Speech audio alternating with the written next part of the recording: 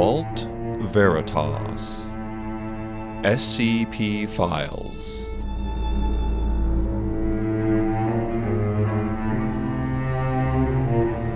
Episode 48 Under the Sheet.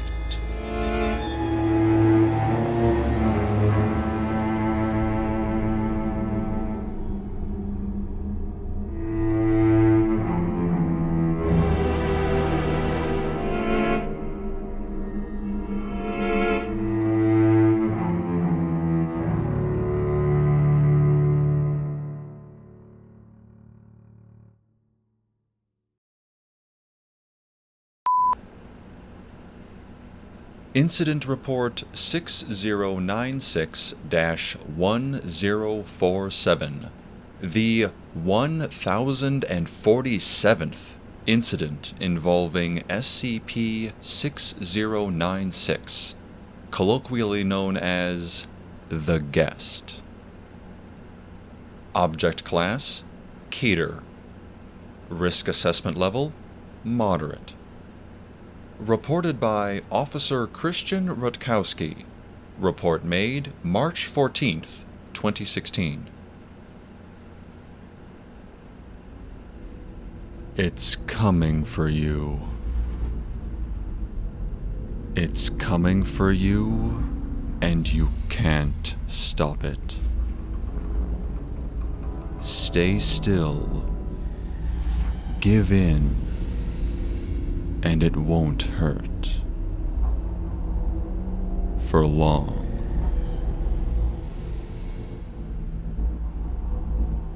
There's no escape. If it chooses you, that's your end. No second chances. No miracles.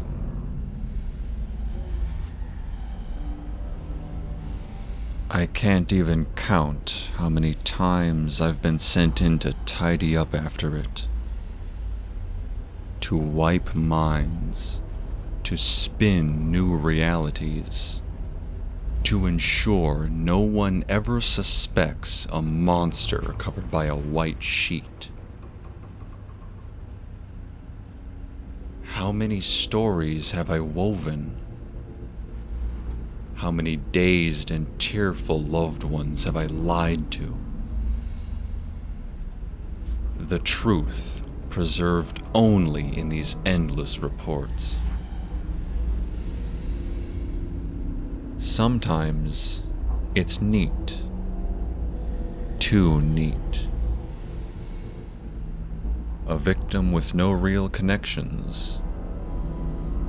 We wrap it all up with a little bow, sign a death certificate. Your loved one passed away peacefully, we say. A congenital heart condition, 1 in a million chance, we say. They died in their sleep, nothing to mourn, we say. But sometimes there are witnesses. People we can't easily remove. Family members we can't just vanish without raising eyebrows. So we rush in, syringes at the ready, tranquilize all of them. Parents, children, neighbors. Until 6096 finishes its grisly task. And afterward, I step in again with my amnestic kit and half-baked excuses to paint over the details with heartbreaking lies. This is what I do. Over and over and over and... It's not entirely my choice. That's the thought that both gnaws at me and keeps me going. My orders The containment procedures. They're not just protocols. They're core components of the anomaly itself. Every time I wipe memories, every time I fabricate another lie, I'm not just covering up the horror. I know I'm actually serving its will, giving it easier access to its victims, playing cover-up for its gruesome wants. I've tried to request a transfer. I've tried to beg. I want to get away from that thing under the sheet. The way it plods in measured footsteps across the floor. Its clearly monstrous form hidden away from sight forever. But I'm still here. And I can't shake the feeling that maybe I'll always be here. There's no escaping it, after all. None of its victims have ever escaped. And in a way, all of us attached to it are victims too. I'm not sure how much longer I can take it. The ones in charge, they don't see the nightmares. They don't see me bolting upright, drenched in sweat. Images of that sheeted figure stepping towards me in the moonlight, dancing through my waking delirium. And the worst part? I can't even bring myself to hate it. It isn't malicious, only inevitable.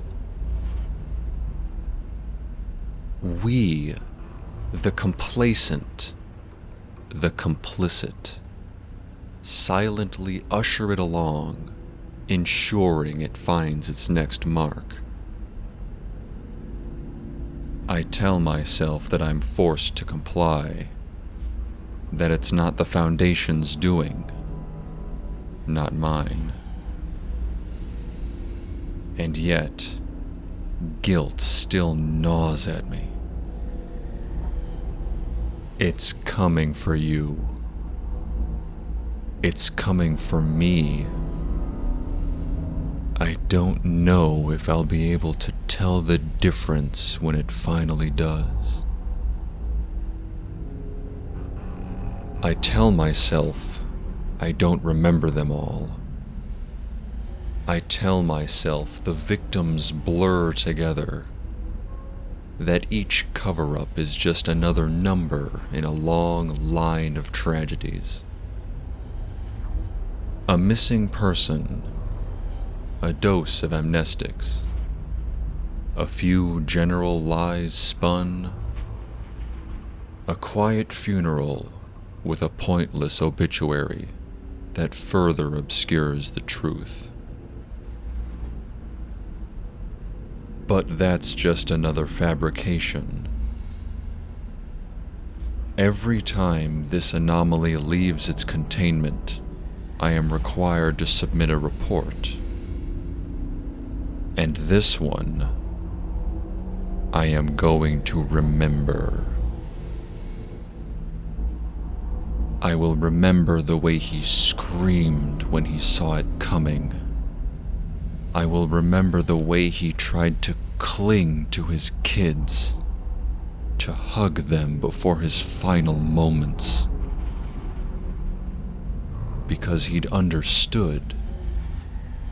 He'd understood that he was already gone. He'd understood, but he hadn't accepted it. That was the day it all went wrong. The day we came so close to freedom. We call it contained, but it's a lie. It comes and goes as it pleases, and we are powerless to stop it. It may appear as a humanoid concealed forever under a white sheet, but it exerts a crushing mental dominance over us that is far from human. We cannot attack it. We cannot plot against it or lay traps. We cannot remove the sheet. Only its victim can harm it. And we know this. But knowing changes nothing. It stays with us anyway, and we help it feed. When it moves to leave its containment, we know. We all know. It doesn't speak, doesn't give orders, but we understand. We gather a small secondary team. They move ahead, tranquilizing its chosen victim, making sure they cannot run, cannot resist. Then we escort 6096 quickly and quietly to the scene. It subsumes the victim under the sheet. And then we wait 30, 40 agonizing minutes. We do nothing but watch as the struggle plays out. The victim cries and screams and struggles until they don't. And then I go in to smooth everything over. I couldn't tell you why. On the morning of March 12th, our equipment failed. But I know what I saw. And for the first time, I felt something like hope. At first, it was the transportation. Our team attempted to move ahead to secure the victim and his family. But for whatever reason, no cars in our sight would start, except for our main van. So a smaller team than usual piled in alongside our sheeted captor and rode in silence, figuring we would trank the victim upon arrival. The victim was, as they all are, a civilian previously unknown to us, seemingly picked at random from the world's population. His name was Lucas Lorenz, an ordinary construction worker living in the suburbs of Oak Grove, Missouri. It took us only a few hours to reach him, and as several of us stayed behind to assist 6096 out of the van, the others in the team went ahead.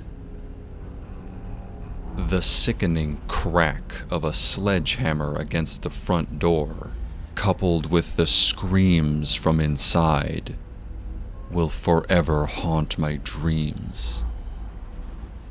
Our team stormed in, and I closed my eyes, waiting for the sharp, rhythmic crack of tranquilizer darts, over and over, their dull thuds mixing with the panicked shouts of a family that hadn't yet realized they'd already lost.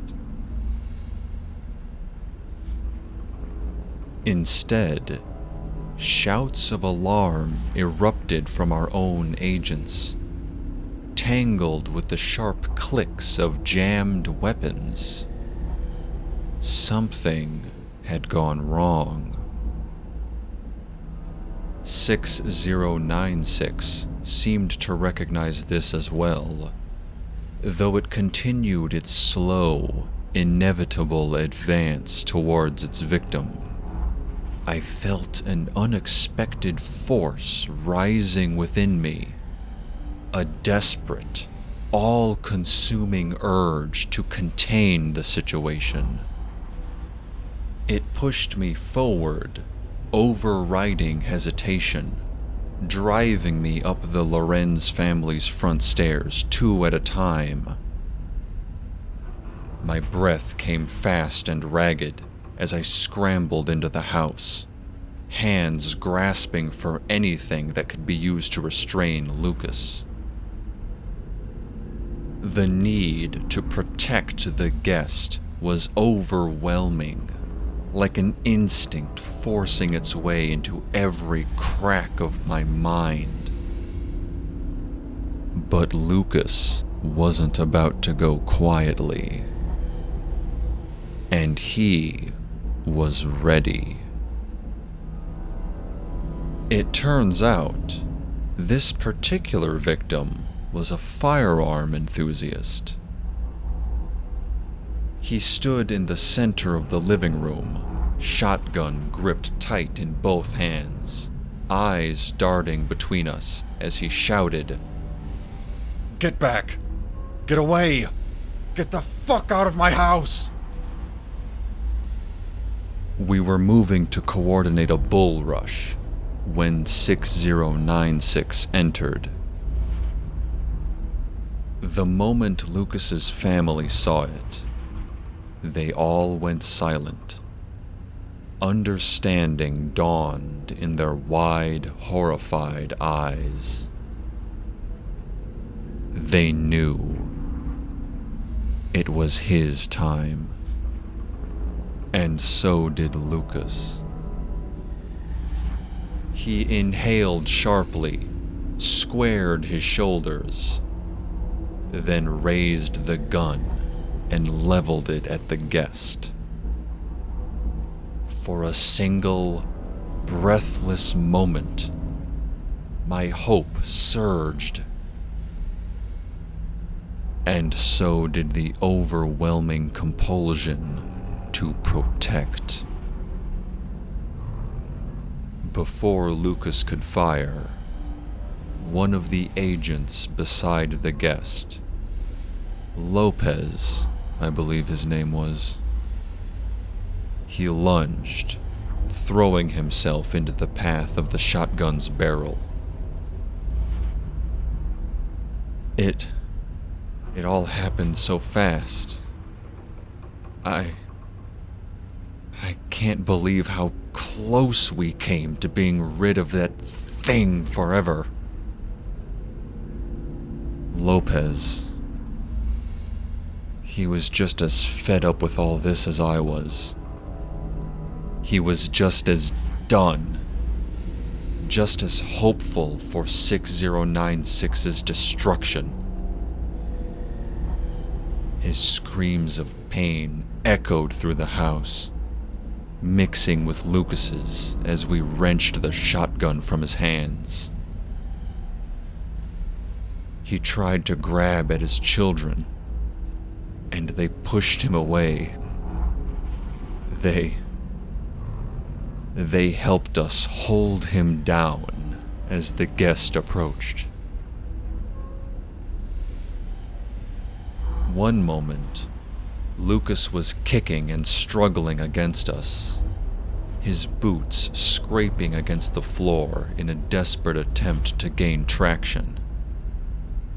The next, his legs were yanked beneath the sheet, vanishing as though the guest had swallowed them whole. He howled in agony, his body arching violently as he clawed at the ground, trying to anchor himself. We pressed down atop him with our full weight. He bucked and thrashed beneath us, his muscles jerking in wild spasms. The sheet bulged and rippled unnaturally, distorting as something else fought him from inside. His knees disappeared next. He twisted hard, and one arm wrenched free despite our best efforts. He flailed, his hands grasping at our faces, trying to catch hold of our hair, our clothes, something, anything to save himself. He did manage to grab a handful of my hair and pulled so hard it tore from my scalp in a bloody, painful chunk. But I, the team, and the sheet held firm, and the guest continued devouring him, inch by inch. It took 42 agonizing minutes. During it, the sheet never lay still. It twisted and convulsed, bulging outward in sharp, sudden spasms. At times, the outline of a foot would press against it, heel flexing as though trying to find a foothold before being wrenched away. Other times, fingertips, curled into claws, would scrape and drag against the fabric, trying to rip and tear, seeking escape.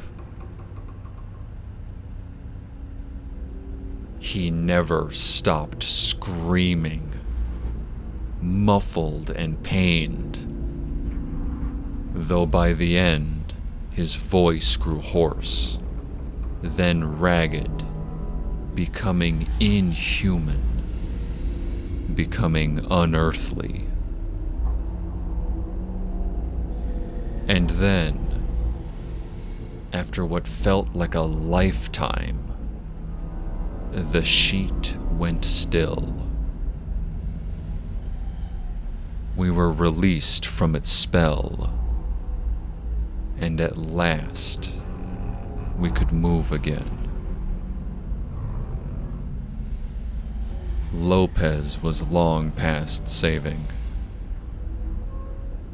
The blood pooling and congealing beneath him had turned thick and dark, soaking into the floorboards, into his shredded uniform, but not into the sheet that passed over it, indifferent. I don't recall the lies I told. I don't recall the exact dose of amnestics I gave his numb and paralyzed family. I don't recall the drive home. But I keep coming back to the equipment failure. The vehicles, the weapons, everything jamming, everything breaking, all at once. This wasn't a fluke. It wasn't some random malfunction. Someone out there, someone immune to its influence, they did this. Were they trying to understand the guest? To destroy it? Or was it just an act of defiance, doomed from the start? It doesn't matter. They failed. Lopez failed. We all failed. There's no escape. 6096 is inevitable. It's coming. It's coming for you. It's coming for me. You can't stop it. Stay still. Give in. And maybe it won't hurt you. Not like it's hurt me.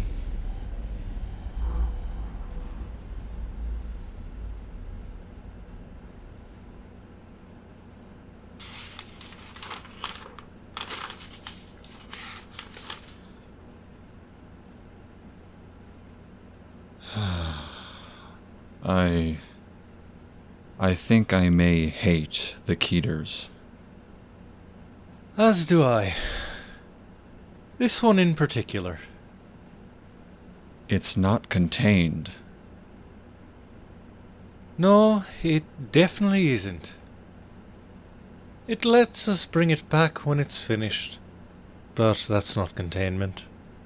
It hunts when it pleases, and there isn't a damn thing that can stop it. Someone tried to. Not effectively. It was a foolish, desperate attempt. What do you think about it? About the sabotage? About the SCP in general. Any insights? I know I don't like it. Fair enough, fair enough. I don't know why I'm expecting anything else. Well, another day, another horror, another Keter. Let's move on, shall we?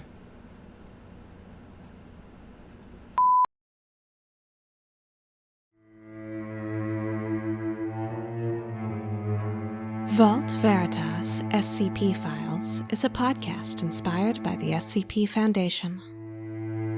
Under the Sheet is based on SCP-6096 by Tenhoney from the SCP Wiki located at scp-wiki.com/SCP-6096. It is licensed under a Creative Commons Attribution Share-alike 3.0 unported license.